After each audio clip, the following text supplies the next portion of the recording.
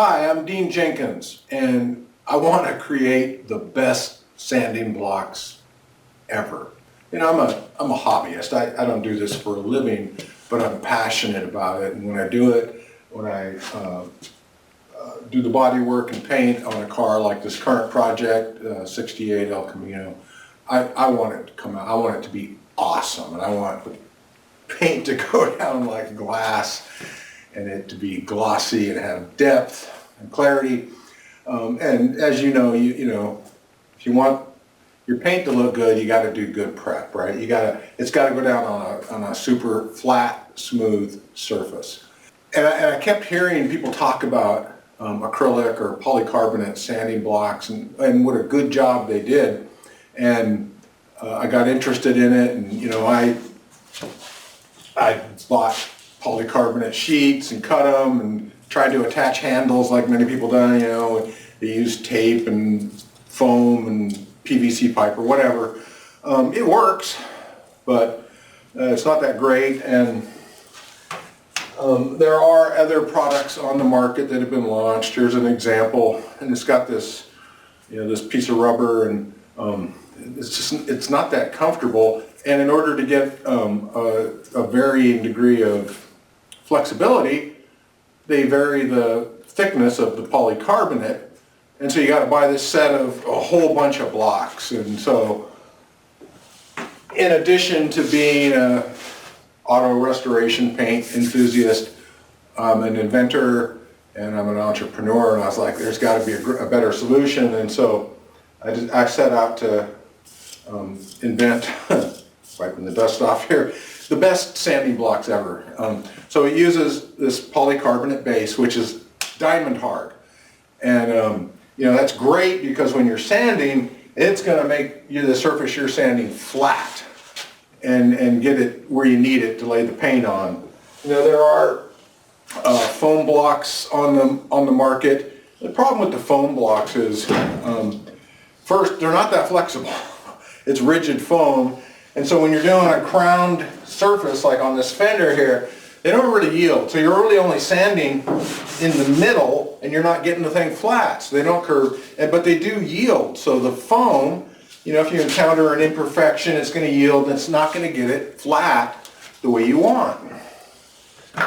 So I came up with a solution: polycarbonate, diamond hard, right? So it's not going to yield. It's going to get you a flat surface, but also flexible. And let me demonstrate how this works for you. So here's the block. I call it, my company branding here, I've called it Black Diamond.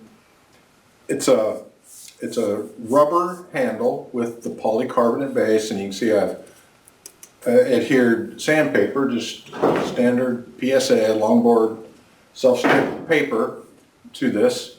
And in its normal state, it is very flexible, very flexible. So if I'm doing a crowned panel, like this, it's going to conform to the panel, but the polycarbonate is going to help you,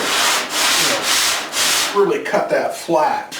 And especially if you're doing something like, the roof, where you want a curve, to conform to the body panel, but get the material you're sanding flat. That flexibility is super important. And then if you're doing a flat panel like here, right, you can adjust the flexibility of the block. It's got 3 stiffening rods, and you can go 0, 1,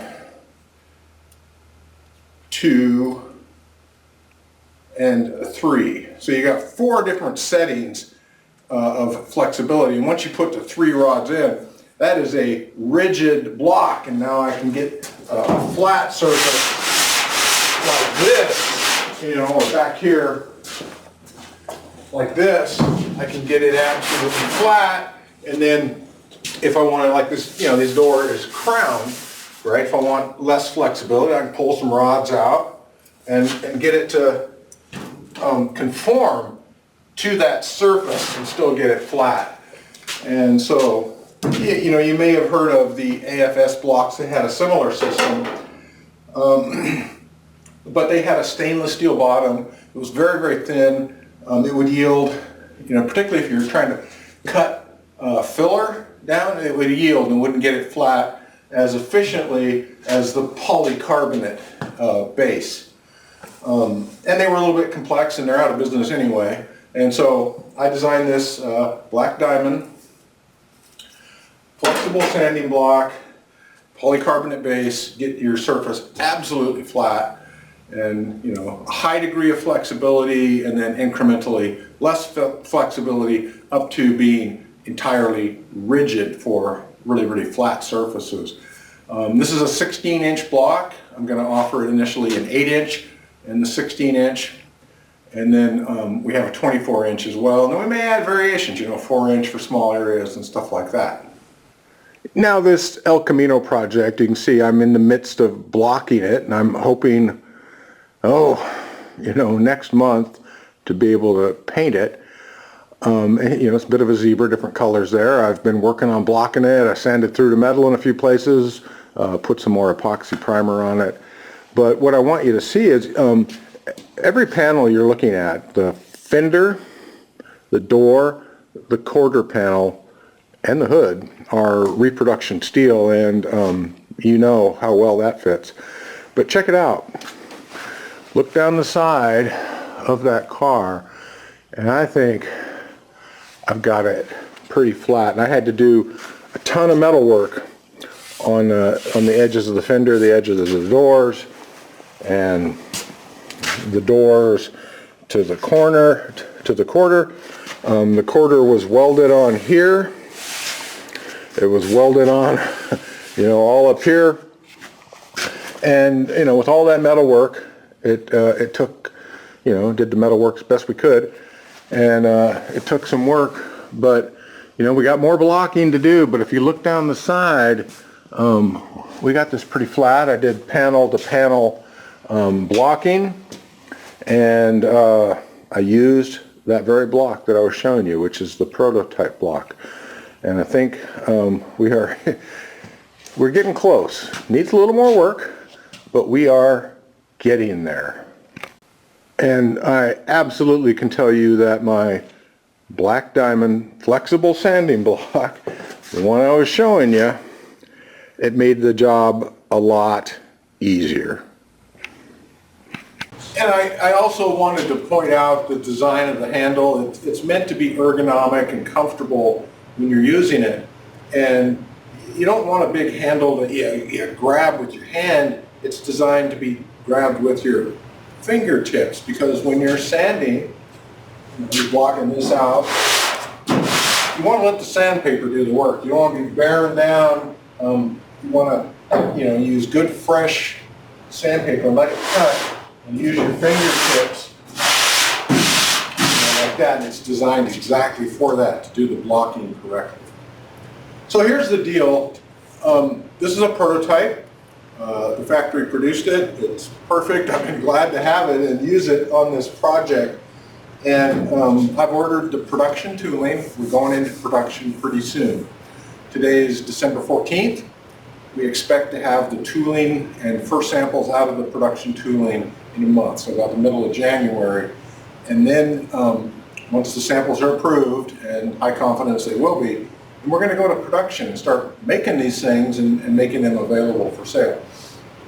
I'm going to offer a pre-sale, and that'll just help pay for the tooling and the production costs in the first run. And so we expect to retail a set of 8-inch, 16-inch blocks. Probably 119 is the target price. That seems to be competitive with what's out there. The pre-sale will be $50. You can get a set of these out of the first production run. Again, I'm just trying to help. It's expensive to buy tools and to manufacture these things. So I'm going to offer a pre-sale, $50. You get a set of 2. And there's a link. You can sign up. There's no commitment at this point. You can just sign up and say, hey, let me know when the pre-sale is open, and then I will. And you can choose at that time if you want to order a pre-sale set of the blocks for $50. And there's also a link below that where on the SPI, Southern Polyurethanes, best forum on the internet for paint and bodywork by far. I want to check that out. But I've had a thread going since May, on the development of these. Got a lot of feedback from really knowledgeable users. I changed the design a little bit along the way based on feedback. So you can check that out and just see the whole build process, the design process, and how we ended up with the final product. So invite you to check out, just sign up to be notified when these are available, and you can get in on the pre-sale, and also check out the thread of the whole development process. It has been a journey. These are patent pending, and I hope we do well. I'm glad I got it. I can't wait to get the 8-inch and potentially the 24-inch, right? It's helping me here on this project, and I'm looking forward to finishing this thing and then moving on to the next one. And speaking of the next one, after the El Camino's done, someday, here's the next in line. And you look at this under the cover, you go, what's that? Well, what is that? That's a 77 C3 Corvette, 4-speed car. A Survivor. It's in great shape, but it needs paint. And I'm looking forward to wrapping up the El Camino and then jumping on the Corvette project as well, with black diamond sanding blocks. Best sanding blocks ever, I hope. That's what I'm trying for. Thanks.